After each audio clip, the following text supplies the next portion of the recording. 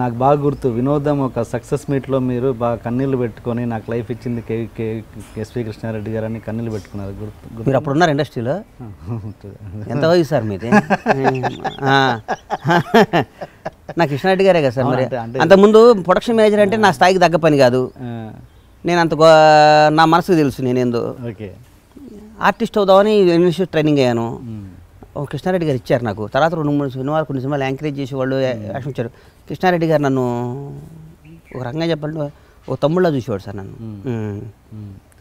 అది ఆ విషయాలు తెలాలంటే ఇండస్ట్రీలో ఉండక్కర్లేదుగా, బయట ప్రేక్షకులు కూడా చూస్తారు కదా. మీరు ఉన్నారు మీరు మనలాంటి లాంగ్ జర్నీ ట్రైన్ మీద. ఓకే, నేను అనేది నా క్వశ్చన్ ఏంటంటే అంత బాగా అంటే అప్పుడు ఎట్లా మాట్లాడారంటే అసలు నా తండ్రి గురువు అన్నీ ఈయనే, నాకు నా జీవితం ఇచ్చిన గురువు అన్నట్టు మాట్లాడారు.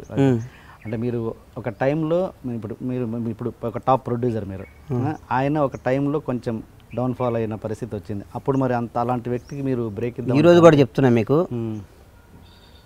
ఈరోజు కూడా కొన్ని లక్షల మంది ముందున్న ఎక్కడున్న కృష్ణారెడ్డి గారు కనపడితే ఫస్ట్ వెళ్ళి నేను కాళ్ళు దండం పెట్టుకుని ఆశీర్వాదం తీసుకుంటా అని నేను చెప్పా. గురుగారు నాకు ఒకటే కోరిక, నా పరమేశ్వర ఆర్ట్ ప్రొడక్షన్స్లో మీ డైరెక్షన్లో ఒక సినిమా తీయాలి సార్. ఓకే, అని నేను రెగ్యులర్ టచ్లో ఉంటా. ఆయన పాపం చేద్దాం అంటున్నారు. నేను ఒక మంచి రీమేక్ కోసం చూస్తున్నాను సార్. ఓకే, నాకు కృష్ణారెడ్డి గారి డైరెక్షన్లో నా బ్యానర్లో ఉంటూ నాకు గౌరవం. ఆయనకి నేనేం హెల్ప్ చేయటం కాదు, నాకు గౌరవం. ఓకే, నేను సన్నాఫ్ బండ్ల నాగేశ్వరరావు ఎట్లా చెప్పుకోవాలో గణేష్ కృష్ణారెడ్డి గారు మనిషి అని చెప్పుకోవాలి. నాకు అది ఆయన అంటే ఆయన అంత గొప్ప మనిషి ఆయన. అందుకోసం ఆయనకి నా బ్యానర్లో తప్పకుండా ఆయనతో సినిమా చేస్తా.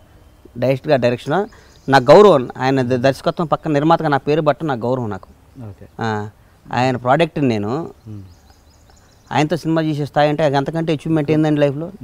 నాకు అది ఉంది, అది జరుగుతుంది. అది Hi, you are watching iDream Media. Please subscribe for more videos.